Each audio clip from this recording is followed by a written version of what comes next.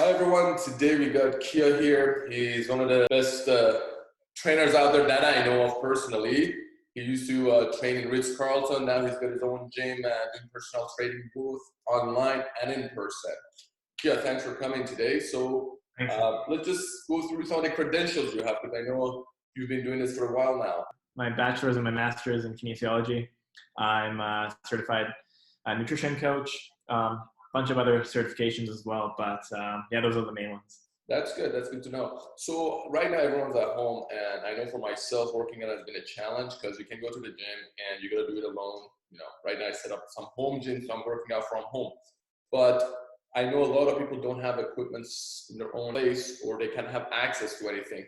So that's why we have you here. So if you can just let us know some of the workouts you can do, not even having equipment. What I came up with was 3 sets of exercises that you can do at home with things that you likely have at home. So a couch or a sofa, a towel, or maybe if it's some plates that you can use on some carpets, or just even socks on hardwood, and something like a purse or a backpack that you can load up to make it a heavy backpack or purse.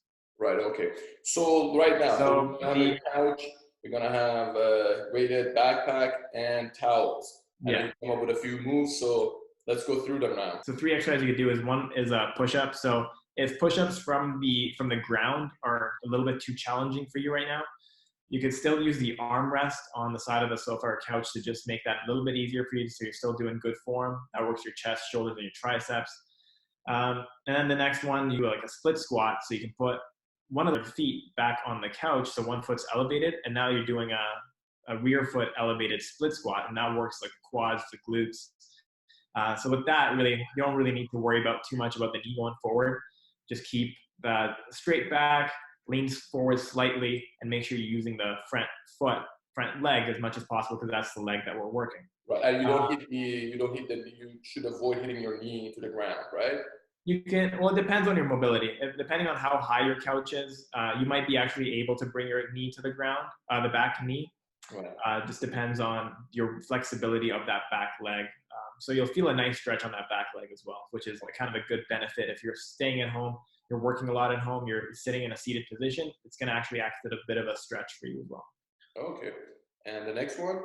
The last one on the couch is the hip thrust. So with that one, you're just going to put your shoulders or just the upper back on the sofa, on the seat, and just have your feet when in the top position. You want your knees and your legs to be in a 90-degree position.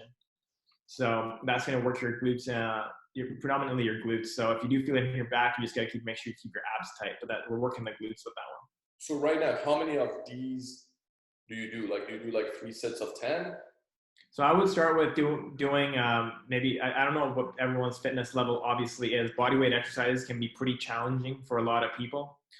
So you kind of have to see where your starting point is at. But anywhere from even starting as low as maybe 6 reps for some of these, and then for some people, working your way up to 20 reps and doing 2 to 3 sets would be good.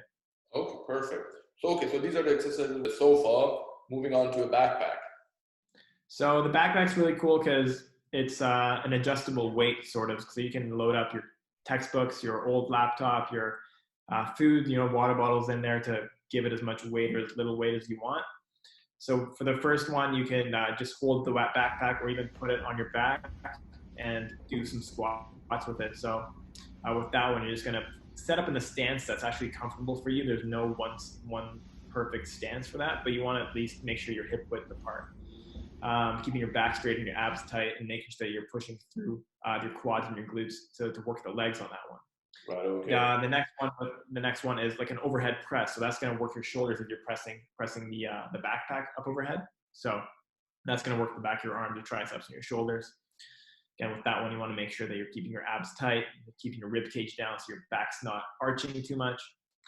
And the last one is a 1-arm row. So that one works your back muscles, so the muscles of the upper back and your biceps a little bit. So that one, you just got to make sure you keep your back straight with that, and make sure you're not pulling your elbow too far past the body. So that one's pretty simple. As long as you're watching these videos and you try to compare your form with that, you're going to be good. Last set of exercises you can either do with, if you have hardwood, you could literally do them with socks. But if you want a little bit more of less friction, I guess, you can use a towel or just some like tea towels they have lying around. Or if you have carpet, then you can use some reusable plates or Tupperware lids, really. So with the first one on those exercises, we're going to work the back of the legs. So it's called the slider leg curl. That's going to work the hamstrings, which are the muscles behind the legs.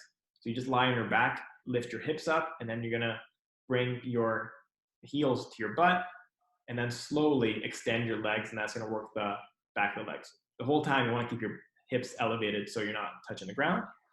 And then you're going to do that for the number of reps that you're able to do and try to build on that. The next one is a mountain climber. So we're going to use the same thing. You can use your socks or whatever.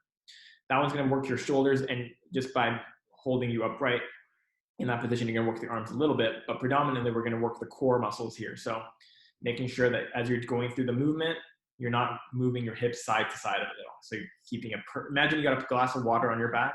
So you want to make sure that you don't spill that water. So that's the key to that move. So you're keeping your back one level, constant.